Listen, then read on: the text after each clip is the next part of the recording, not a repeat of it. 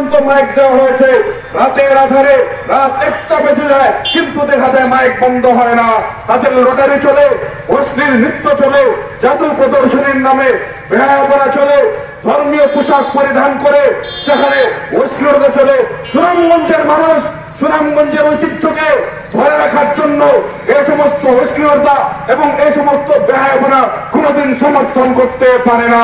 সাধারণ তৌহিদি জনতা এখানে দাঁড়িয়েছি, আমাদের একটাই কথা, সুনামগঞ্জে কোনো অশ্লীলতা চলতে দেওয়া যাবে না। বাণিজ্য মেলা করতে পারেন, সমস্যা নেই। সেদিন আমরা জেলা প্রশাসক সাহেবের সাথে দেখা করার পরে আমরা দাবি জানিয়েছি, এই সমস্ত অশ্লীল কার্যকলাপে যারা কোর্ট বাজারগিরি করছে তাদেরকে গ্রেফতার করতে হবে। কিভাবে কাজ করতে হয় সেটা কিন্তু তাওহীদি জনতা জানে। সুনামগঞ্জবাসী, সুতরাং আমরা বলতে চাই, আমরা শান্তিতে বিশ্বাসী, শান্তিতে থাকতে চাই। ডিসি মহোদয়কে বলবো, শুধু আশ্বাসের বাণী শোনালে হবে না, আমাদেরকে আজকের ভিতরেই মেলাকে গুটিয়ে নিতে হবে। তাইলে কিন্তু তৌহিদি জনতা, ব্যবসায়ীবৃন্দ, সাংবাদিক ভাইয়েরা এবং আপামর জনতা, ছাত্র জনতাকে সাথে নিয়ে আমরা দুর্বার আন্দোলন গড়ে তুলব এবং এই বাণিজ্য মেলাকে আমরা উৎখাত করে ছাড়বো।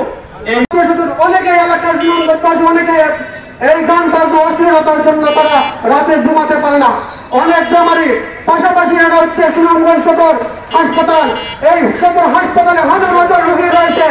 এই সদর হাসপাতালের হাজার হাজার রোগীরা রাতে ঘুমাতে পারে না, ঠিক কিনা?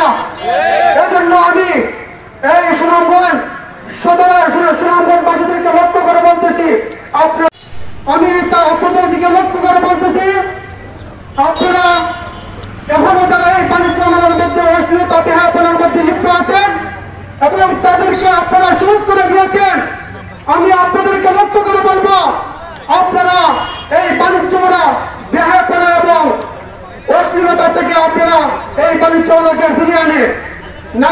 পরিবারের লাভ হয়ে গেছে, যে কারণে প্রথম শর্তই ওরা ভঙ্গ করেছে। ওনারা দ্বিতীয় শর্ত দিয়েছিলেন, বাণিজ্য মেলার নামে কোন প্রকার অশ্লীলতা প্রদর্শন, রাষ্ট্রবিরোধী কার্যকলাপ করা যাবে না।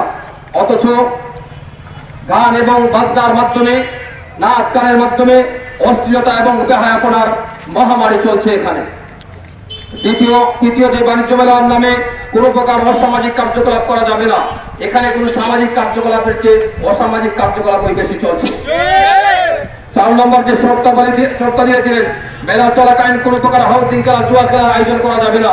মেলার মধ্যে জুয়ার আসর বসেছে, এই কারণে মাননীয় জেলা প্রশাসক মহোদয় যে শর্তাবলী দিয়েছিলেন সবগুলো শর্ত ওরা ভঙ্গ করেছে। এর মধ্যেই এই মেলা গুটিয়ে নেওয়ার আমরা উদাত্ত আহ্বান জানাচ্ছি।